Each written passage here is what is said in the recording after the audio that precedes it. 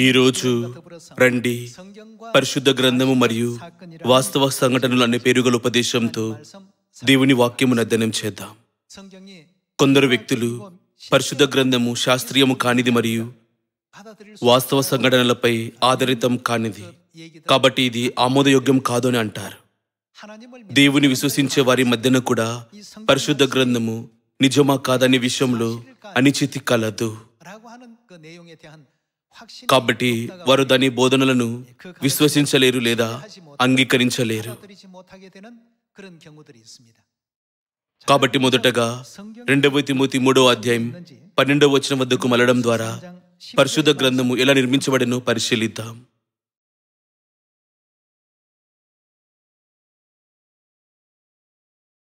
క్రీస్తు యేసునందు సద్భక్తితో బ్రతుకనుద్దేశించు వారందరూ హింస పొందుదురు. అయితే దుర్జనులను, వంచకులను, ఇతరులను మోసపరచుచు తామును మోసపోవచ్చు అంతకంతకు చెడిపోదురు. క్రీస్తు యేసునందు ఉంచవలసిన విశ్వాసము ద్వారా రక్షణార్థమైన జ్ఞానము నీకు కలిగించుటకు శక్తిగల పరిశుద్ధ లేఖనములను బాల్యం నుండి నీవెరుగుదు గనుక నీవు నేర్చుకుని రూఢి అని తెలుసుకున్నవి ఎవరి వలన నేర్చుకుంటివో ఆ సంగతి తెలుసుకొని వాటిని నిలకడగా ఉండుము. దైవజనుడు సన్నద్ధుడై ప్రతి సత్కార్యమునకు పూర్ణముగా సిద్ధపడి ఉన్నట్లు అది ఏమిటి? దైవ వేషం వలన కలిగిన ప్రతి లేఖనము. దేవుడు పరిశుద్ధ ఆత్మను కుమరించారు మరియు దానిని సృష్టించారు. 2:16 వచనాన్ని మరలా చూద్దాం. దైవజనుడు సన్నద్ధుడి ప్రతి సత్కార్యమునకు పూర్ణముగా సిద్ధపడి ఉండినట్లు దైవ వేషం వలన కలిగిన ప్రతి లేఖనము ఉపదేశించుటకును, ఖండించుటకును, తప్పుదిద్దుటకును, నీతి యందు శిక్ష చేయుటకును ప్రయోజనకరమై ఉన్నది.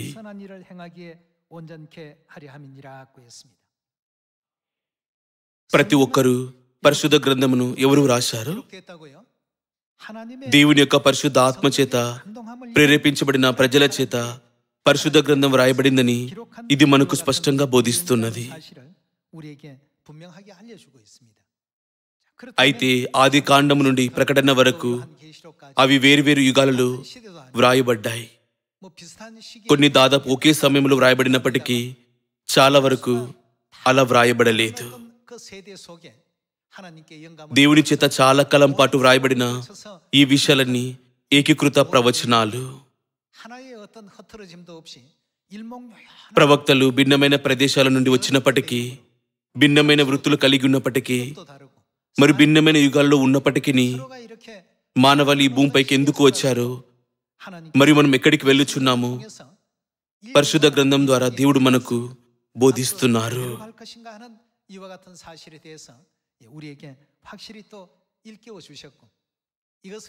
దీని కొరకు దేవుడు ప్రతి యుగంలో ప్రవక్తలను పంపారు. దైవ వేషం వలన కలిగిన ప్రతి లేఖనం. 2 తిమోతి 3వ అధ్యాయం ఇది దేవుని చిత్తానికి అనుగుణంగా వ్రాయబడిందని మనకు బోధిస్తున్నది. 2 తిమోతి 3వ అధ్యాయం మరొక వర్షన్లో ఈ కింది విధంగా నమోదు చేయబడింది. పరిశుద్ధ గ్రంథంలో వ్రాయబడిన సమస్తము దేవుని ఆత్మ నుండి వచ్చును. అది మనకు అనేక విధాలుగా సహాయం చేస్తుంది.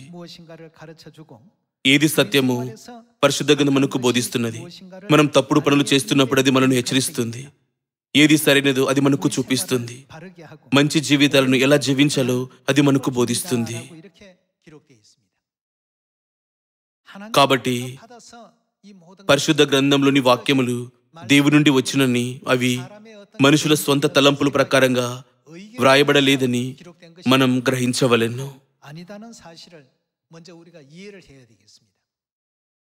ప్రజలు అపోస్తుల కార్యముల లేక కృత నిబంధనలోని పత్రికలను చదివినప్పుడు వారు ఇది కేవలం పౌలు వ్రాసిన ఒక లేఖ కాదా అని అడుగుదురు. పరిశుద్ధ గ్రంథము మానవుల చేత కూర్చోబడి ఉన్నదని ఒక అపోహ ఉన్నది. కానీ మొదటి పేజీ నుండి చివరి పేజీ వరకు ఆది నుండి అంతం చూసే దేవుడు మానవాళి యొక్క రక్షణ కొరకు ఈ వాక్యములన్నిటినీ పరిశుద్ధ గ్రంథంలో ఉంచారు. మనం దీనిని నమ్మవలెను. కాబట్టి మనం ఏమి చేయవలెను? అది రక్షణ కొరకు దేవుని చిత్తాన్ని కలిగి ఉన్నది కనుక దాన్ని ఎన్నటికీ కలపకూడదు, లేక అందులో నుండి ఏది తీసివేయకూడదు. పరిశుద్ధ గ్రంథము చరిత్ర ద్వారా, ప్రవచనం ద్వారా లేక ఉపదేశాల ద్వారా దేవుని చిత్తాన్ని బయలుపరచును. విభిన్నమైన మార్గాలు ఉన్నాయి. అయినప్పటికీ మానవాళితను అర్థం చేసుకుని సత్యమును వెదికేలా సహాయపడుటకు దేవుడు వాటిని నమోదు చేశారని మనం ఎన్నటికీ మరవకూడదు.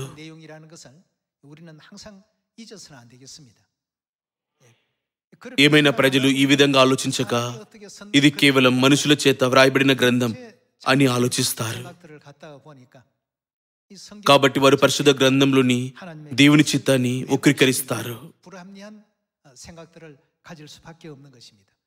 ఈ కారణంగా సమయం గడిచే కొద్దీ క్రైస్తవ మతం క్షీణించి ఐరోపా, ఉత్తర మరియు దక్షిణ అమెరికా మరియు ప్రపంచమంతటా దేవుని యొక్క జీవపు వాక్యము అదృశ్యమైపోయాడు.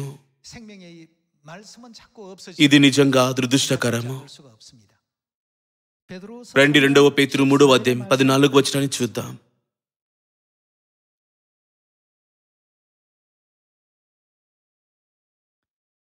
మూడవ అధ్యాయము 14వ వచనంలో ఇలా వ్రాయబడెను: ప్రియులారా, వీటి కొరకు మీరు కనిపెట్టువారు గనుక శాంతము గలవారై ఆయన దృష్టికి నిష్కలంకులుగాను నిందరహితులుగాను కనబడినట్టు జాగ్రత్త పరుడి. మరి మన ప్రభు యొక్క దీర్ఘ శాంతము రక్షణార్థమైనదని ఎంచుకునండి. అలాగూ మన ప్రియ సహోదరుడైన పౌలు కూడా తనకు అనుగ్రహింపబడిన జ్ఞానము చొప్పున మీకు వ్రాసి ఉన్నాడు. వీటిని గూర్చి తన పత్రికలన్నిటిలోనూ బోధించుచున్నాడు. అయితే వాటిలో కొన్ని సంగతులు గ్రహించుటకు కష్టమైనవి. వీటిని విద్య విహీనులను, అస్త్రులైన వారును తక్కిన వారు ఏం చేస్తారు? లేఖనములను అపార్థము చేసినట్లు వారు పరిశుద్ధ గ్రంథమును అపార్థము చేయుదురు. మరొక మాటలలో వారు వాక్యములను వక్రీకరిస్తారు. కాబట్టి వారికి ఏబి జరుగును, తమ స్వకీయ నాశనమునకు అపార్థము చేదురు. ప్రియులారా, మీరు ఈ సంగతులు ముందుగా తెలుసుకొని ఉన్నారు గనుక మీరు నీతి విరోధుల తప్పు బోధన వలన తొలగింపబడి మీకు కలిగిన స్థిర మనసును విడిచి పడిపోకుండా కాచుకొని ఉండుడి. అర్థం జాగ్రత్తగా ఉండు. మన ప్రభువును రక్షకుడునైన యేసుక్రీస్తు అనుగ్రహించు కృపయందును జ్ఞానమందును అభివృద్ధి పొందుడి. ఆయనకు ఇప్పుడును యుగాంత దినం వరకును మహిమ కలుగును గాక. ఆమేన్. మనం ఇక్కడ చూడగలిగినట్లుగా పరిశుద్ధ గ్రంథము ఎవ్వరి చేతను బలవంతంగా వివరించబడకూడదు. అయితే మనం పరిశుద్ధ గ్రంథం యొక్క రచయిత అయిన దేవుని యొక్క వివరణను వినవలెను. మీకు 4వ అధ్యాయం ప్రకారం అంత్య దినాలలో దేవుడు ఏమి చేయరని చెప్పారు? రండి మీకా 4వ అధ్యాయంలోని ప్రవచనాన్ని చూద్దాం. మీకా 4వ అధ్యాయము 1వ వచనం ఇలా సెలవిస్తుంది: అంత్య దినములలో యెహోవా మందిర పర్వతముల శిఖరమును స్థిరపరచబడి కొండల కంటే ఎత్తుగా ఎత్తబడగా ప్రవాహం వచ్చినట్లు జనులు దానిలోనికి వద్దరు. కాబట్టి ఆ కాలమున అన్యజనుల అనేకులు వచ్చి సీయోనులో నుండి ధర్మశాస్త్రమును, యెరూషలేము నుండి యెహోవా వాక్కును బయలువెళ్ళెను. యాకోబు దేవుని మందిరమునకు, యెహోవా పర్వతమునకు మనం ఎలుదము రండి. ఆయన ఏమి చేయను? తన మార్గముల విషయమై మనకు బోధించును. ఇది ఎప్పుడు జరుగును? చివరి దినాలలో, అంత్య దినాలలో దేవుడు వచ్చి మనకు తన మార్గములను బోధించును. మనం ఆయనతో నడుచుకుందామని చెప్పుకుందరు. మనం క్రొత్త సిద్ధాంతాలను సృష్టించటం లేదు. దేవుని వాక్యములను వక్రీకరించటం తప్పు అని పరిశుద్ధ గ్రంథం మనకు బోధిస్తున్నది.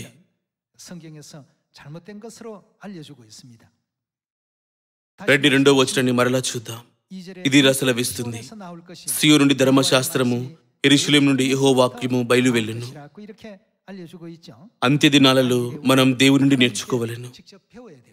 తన కొరకు వేచి ఉన్న వారి వద్దకు ఆయన 2వసారి వచ్చునని హెబ్రీయులు 9వ అధ్యాయం 28వ వచనంలో రాయబడటం ఇందువలనే కాదా? అయితే 2వసారి వచ్చిన దేవుడు పరిశుద్ధ గ్రంథం యొక్క అధికారమును ఎలా వివరించారు? పరిశుద్ధ గ్రంథము కల్పితము కాదు, కానీ నెరవేరబడబోయే విషయాల యొక్క నిజమైన వర్ణన. ప్రజలు నిన్ను పరిశుద్ధ గ్రంథం యొక్క ఆధిపత్యమును గుర్తించాను అని చెప్పుదురు. అయినప్పటికీ వారు పరిశుద్ధ గ్రంథంలో ప్రస్తావించబడిన పస్కను ఆచరించరు కదా? వారు విశ్రాంతిదినమును ఆచరిస్తారా? లేదు. యేసు ఈ ప్రజలు తమ పెదవులతో నన్ను గణపరచుదురు గాని వారి హృదయాలు నాకు దూరముగా ఉన్నాయి. అక్రమము చేయవారులారా నా ఎదురుండి పొండి అని చెప్పారు. ఆయన వారిని తిరస్కరించలేదా? వారు తమ పెదవులతో మనం పరిశుద్ధ గ్రంథమును నమ్మవలెను అని చెప్పినప్పటికీ వారది నమ్మరు. అయితే మనం వారి వలె ఉండకూడదు. పరలోకమున గల మార్గాన్ని తెరవడానికి, మన తప్పుడు క్రియలన్నింటినీ సరిదిద్దడానికి మరియు మనను రక్షణ వైపు నడిపించడానికి దేవుడు మనకు పరిశుద్ధ గ్రంథమును ఇచ్చారు. ఇందువలనే దేవుడు మనకు పరిశుద్ధ గ్రంథం ఇవ్వలేదా?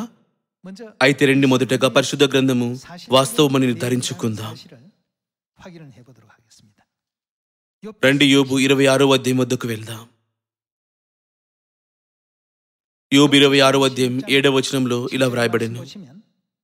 శూన్య మండలంలో పైని ఉత్తర దిక్కునున్న ఆకాశ విశాలమును ఆయన పరిచెను. శూన్యము పైని భూమిని వ్రేలాడ చేసెను. ఇక్కడ భూమి అనగా భూగ్రహాన్ని సూచిస్తుంది. అయితే ఈ భూమిని ఎక్కడ వ్రేలాడ చేసెను? శూన్య మండలము పైని. ఇక్కడ అత్యంత ముఖ్యమైన విషయం ఏమనగా భూమి శూన్య ప్రదేశంలో వేలాడదీయబడెను. యోబు గ్రంథము దాదాపు 3500 సంవత్సరాల క్రితం వ్రాయబడెను. దేవుడు 3500 సంవత్సరాల క్రితం యోబు ద్వారా ఈ నిజాన్ని బయలుపరిచారు.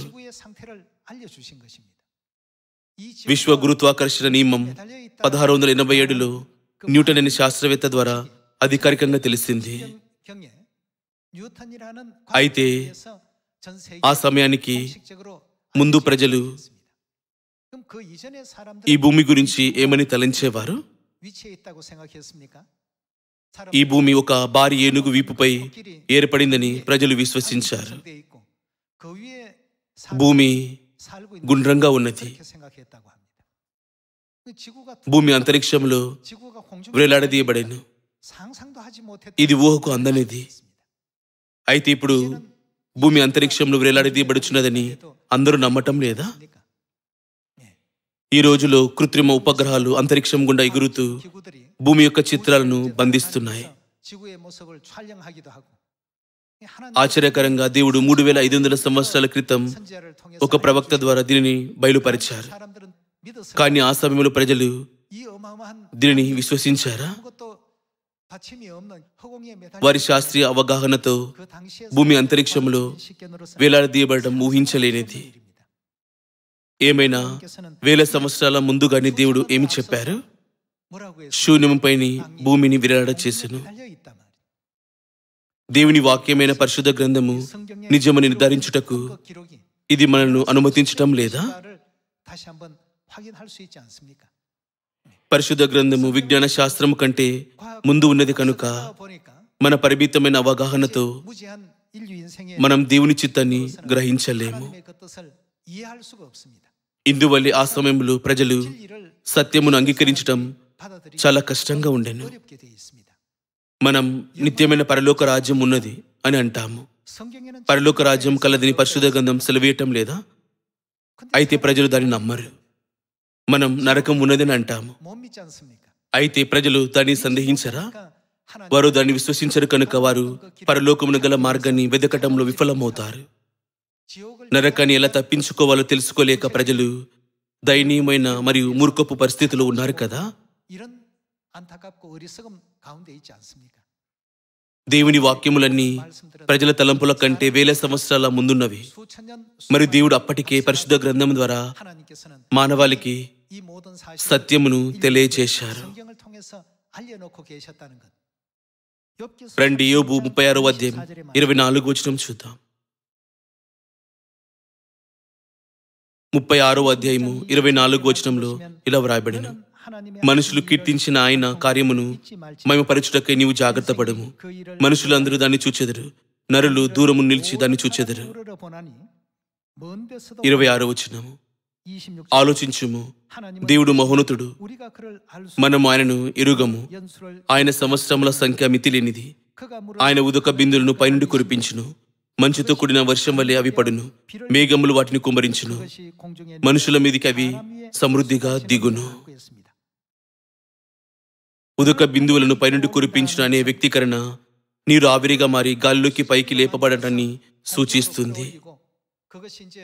అవి మేఘాలుగా మారును. తర్వాత విస్తారమైన జల్లులుగా కురుస్తాయి. వర్షమనగా కేవలం ఆకాశం నుండి కురుస్తున్న జలమని ప్రజలు భావించిన రోజులలో యోబు గ్రంథం 36వ అధ్యాయంలో దేవుడి నీటి చక్రమును వర్ణించటం మనం చూడవచ్చు. 17వ శతాబ్దంలో మానవ జాతి నీటి చక్రంపై శాస్త్రీయ ఆసక్తిని కనపరిచి సిద్ధాంతాన్ని వ్యవస్థీకరించింది. కాబట్టి మానవుల యొక్క శాస్త్రీయ అవగాహన కంటే దేవుని వాక్యము ఎల్లప్పుడూ ముందున్నది. పరిశుద్ధ గ్రంథంలో ఈ విధంగా రాయబడినట్లయితే పరిశుద్ధ గ్రంథము వాస్తవమని మనం నమ్మవలెను.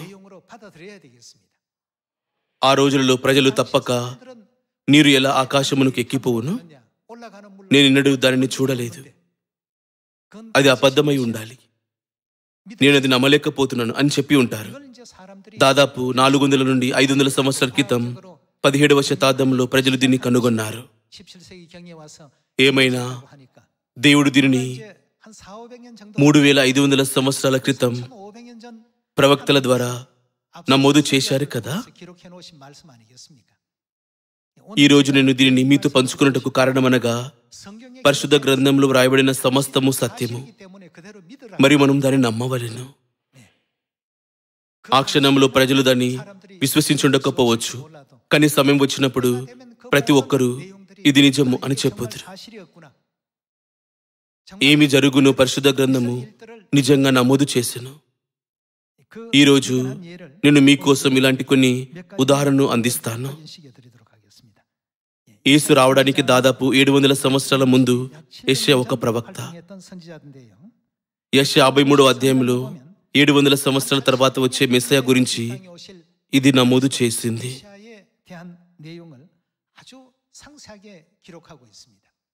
రండి యెషయా 53వ అధ్యాయం 1వ వచనాన్ని చూద్దాం.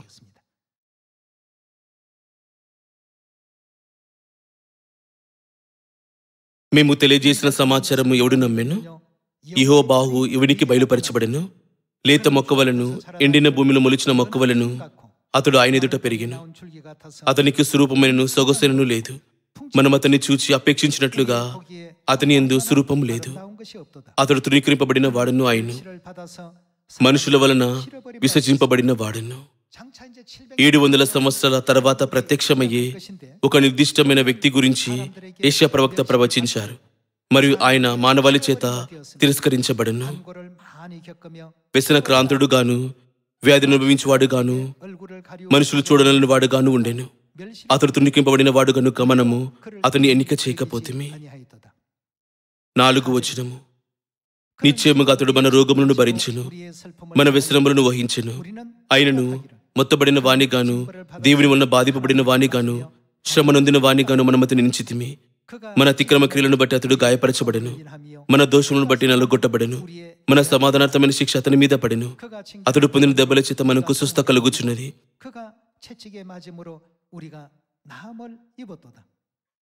మనమందరము గొర్రెల వలె త్రోవ తప్పిపోతిమి. మనలో ప్రతి వాడును తనకిష్టమైన త్రోవకు తొలగెను. యెహోవా మన ఎందరి దోషమును అతని మీద మోపేను. ఈ విధంగా 700 సంవత్సరాల తర్వాత జరగబోయే సమస్తమును దేవుడు యెషయా ప్రవక్తతో నమోదు చేయనిచ్చారు. అయితే ఈ సంఘటనలు 700 సంవత్సరాల తర్వాత జరిగేనా? సమస్తము వ్రాయబడినట్లుగానే జరిగెను. రండి దీన్ని పరిశీలించటం కొనసాగిద్దాం. అతడు దౌర్జన్యము నొందెను, బాధింపబడినను అతడు నోరు తెరవలేదు. వదుకు తేబడు గొర్రెపిల్లయు బొచ్చు కత్తిరించు అని ఎదుట గొర్రెయు మౌనముగా ఉండునట్లు అతడు నోరు తెరవలేదు. ఈ విషయాలన్నీ మన అతిక్రమముల వల్లనే జరుగును.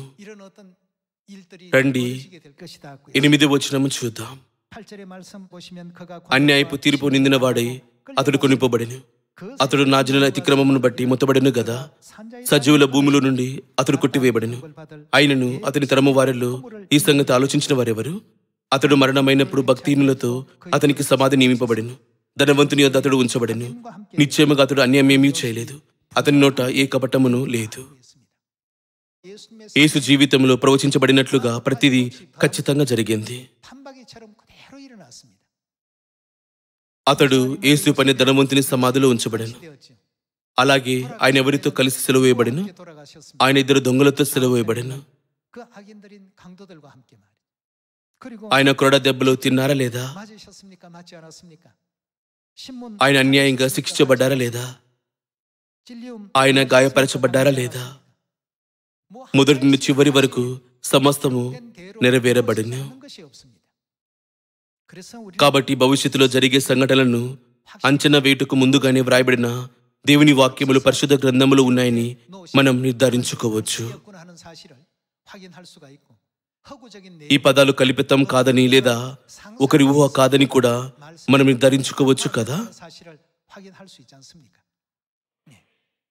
పరిశుద్ధ గ్రంథపు పరిపూర్ణమైన అధికారాన్ని నిలబెట్టచ్చు. మనం ఎన్నిటికీ దాన్ని కలపకూడదు లేదా అందులో నుండి తీసివేయకూడదు. ఎందుకనగా ఇది దేవుని వాక్యములు. 0.001% దోషం కూడా లేకుండా దేవుడు రక్షణ యొక్క ప్రతి ప్రణాళికను సృష్టించారు. సాధారణ మానవులు ఇది ఇలా ఉండాలి లేదా అది అలా ఉండాలి అని ఎలా చెప్పగలరు? నిజంగా యెషయా 53వ అధ్యాయంలో వ్రాయబడినట్లుగానే యేసు ఈ వాక్యమును నెరవేర్చారు. 2 మత్తయి 27వ అధ్యాయం 57వ వచనం వద్దకు మళ్ళీ దీన్ని నిర్ధారించుకుందాం.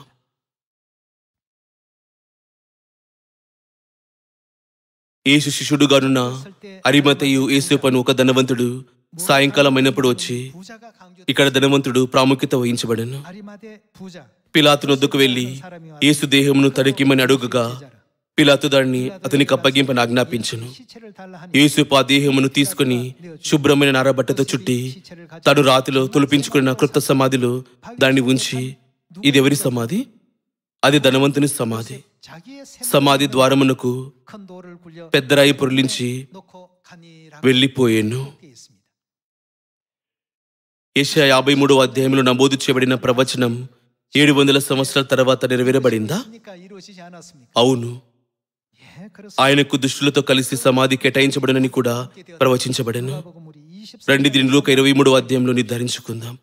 లూకా 23వ అధ్యాయం 39వ వచనం.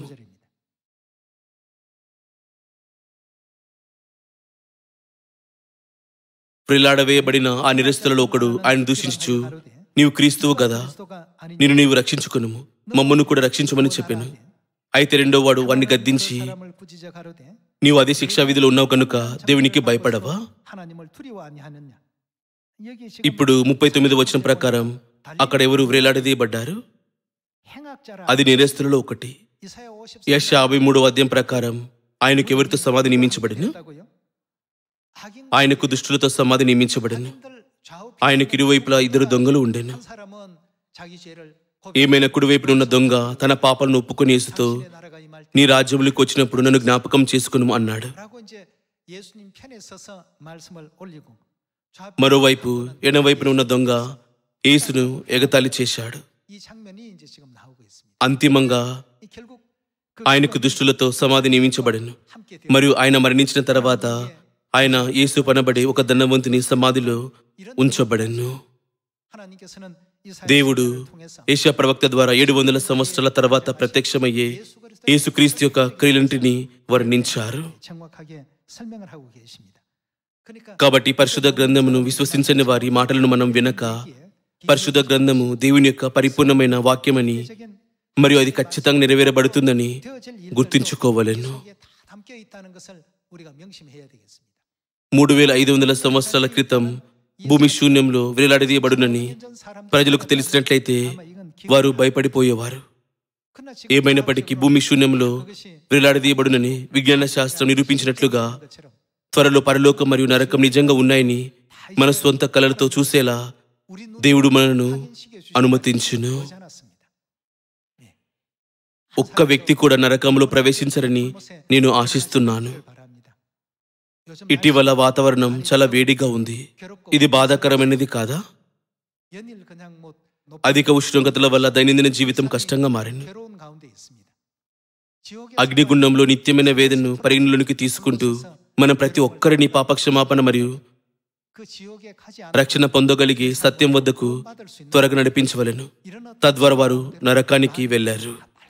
인도해야 되겠습니다. ఇది ఎందుకనగా పరిశుద్ధ గ్రంథంలో నమోదు చేయబడిన సమస్తము సత్యము. దేవుడు మానవాళికి నిజాన్ని బోధించినప్పటికీ ప్రజలు దానిని నమ్మరు. 여기에 대한 믿음을 갖지 못하고 뭐 నేను చనిపోతే నేను నరకానికి వెళ్తాను, 갈 건데 뭐 అందరూ కూడా అక్కడికి వెళ్ళుచున్నారు. 제일 అందులో తప్పేమిటి? 그래서 వారు అత్యంత దయనీయమైన వారు. 정확히 알고 కాబట్టి ప్రతి ఒక్కరూ పరిశుద్ధ గ్రంథమును సరిగ్గా గ్రహించవలెను 반드시 మరియు అది ఖచ్చితంగా నెరవేరబడునని నమ్మవలెను. 절대적으로 신뢰할 수 있는 우리 모두가 꼭 되셔야 되겠습니다. 예. రండి 요한복음 19 యోహాను 19వ అధ్యాయం వద్దకు వెళ్దాం. 예수님께서 యెషయా 53వ అధ్యాయంలో 당하신다 하는 యేసు పొడవబడునని తెలిపే ప్రవచనం కూడా నెరవేరబడెను. 대로 또 이루어지는데요. 요한복음 19 యోహాను 19వ అధ్యాయం 33వ వచనం. 예수께 이르러는 యేసు వారి యొద్దకు వచ్చి అంతకు ముందే ఆయన మృతి పొందినట చూచి ఆయన కాలు విరగొట్టలేదు గాని సైనికులలో ఒకడు అతడేం చేశాడు? 이를 찌르니 ఈటెతో ఆయన ప్రక్కన పొడిచెను. వెంటనే రక్తమును నీళ్లను కారెను. ఇది చూచిన వాడు సాక్ష్యం ఇచ్చుచున్నాడు. అతని సాక్ష్యము సత్యమే. 제가 자기의 మీరు నమ్మునట్లు అతడు సత్యము చెప్పుచున్నాడని ఆయన ఎరుగును.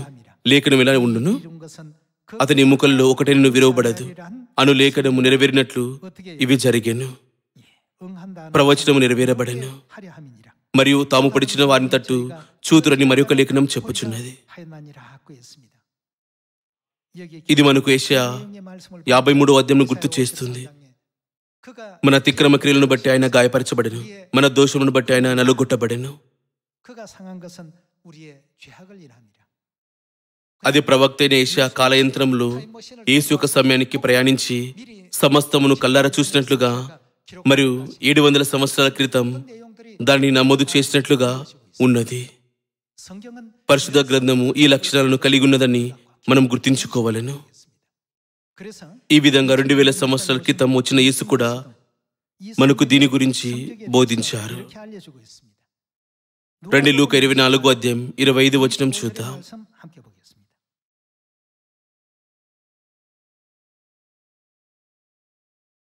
24వ అధ్యాయం 25వ వచనం. అందుకైన అవివేకులారా, ప్రవక్తలు చెప్పిన మాటలన్నింటినీ నమ్మని మందమతులారా, 어떻게 믿는다고요? వారు దీనిని పరిపూర్ణంగా విశ్వసించినట్లయితే అది చాలా సులభం. 믿어버리면 쉬워. కానీ వారు సందేహించారు. కాబట్టి యేసు అవివేకులారా అని చెప్పారు. 그리스도가 이런 고난을 받고 క్రీస్తు ఇలాగు శ్రమపడి తన మహిమలో ప్రవేశించుట అగత్యము కాదని వారితో చెప్పి మోషే సమస్త ప్రవక్తలను మొదలుకొని లేఖనములన్నిటిలో తన్ను గూర్చిన వచనముల భావము వారికి తెలిపాను. 하시니라 하고 했습니다. పరిశుద్ధ గ్రంథంలో రాయబడినదంతా 마음에 మనం దృఢంగా విశ్వసించవలెను. 더디 믿을 సందేహించవలసిన అవసరం లేదు. 또 다른 రండి దీనిని మత్తయి 26వ అధ్యాయం ద్వారా నిర్ధారించుకుందాం. 26장에서 한번 확인해 보겠습니다.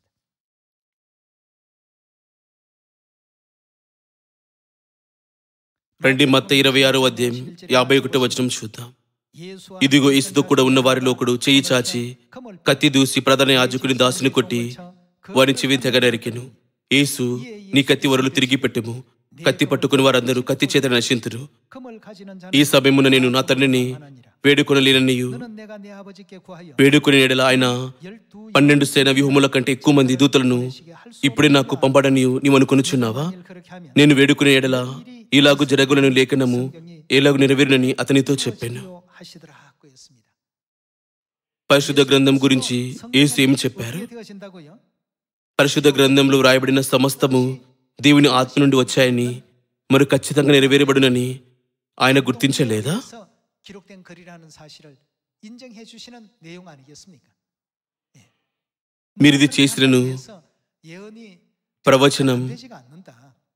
도로 నెరవేరబడును. 집에 거둬 నీ కత్తి వరలో తిరిగి పెట్టుము 이런 అని ఆయన ఉద్దేశం. 말씀의 내용 속에서도 우리는 దీని ద్వారా పరిశుద్ధ గ్రంథంలోని ప్రవచనాలు ఖచ్చితంగా 내용들로서 నెరవేరబడునని 사실을 మనం గ్రహించవచ్చు కదా.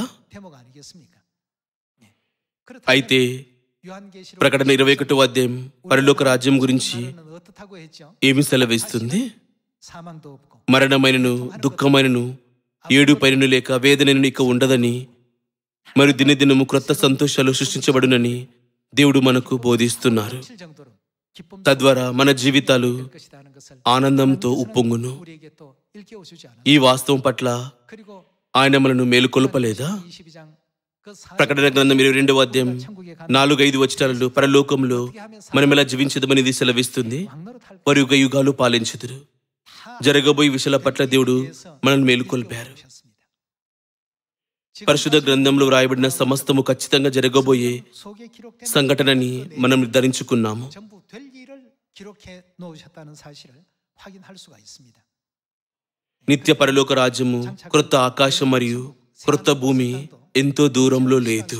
కాబట్టి పరలోకం పట్ల మన ఆశను ఎన్నటికీ కోల్పోకుండా ఉందాం. సాతాను ఈ భూమిపై అద్భుతమైన మహిమను అందించినప్పటికీ యేసు ఆ శోధనను జయించలేదా?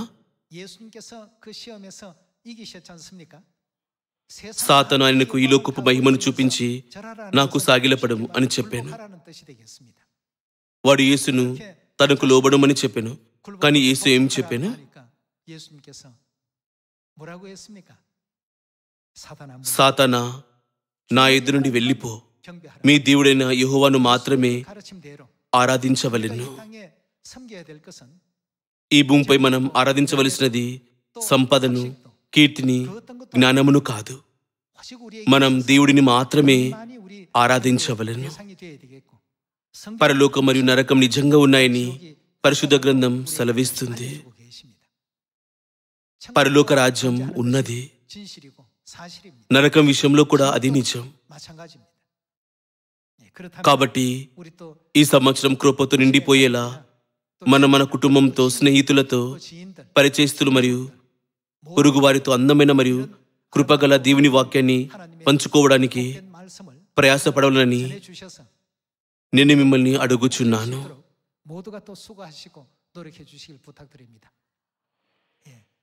విభిన్నమైన సవాళ్ల మధ్యన విశ్వాసం నిలుపుకుంటున్న మన శివుని కుటుంబ సభ్యులారా, రండి, బలంగా ఉందాం. మీలో ప్రతి ఒక్కరూ పరలోక పిల్లలుగా మారవాలని హృదయపూర్వకంగా అడుగుచు నేను ఈనాటి ఉపదేశాన్ని ముగించాలనుకుంటున్నాను. ధన్యవాదములు.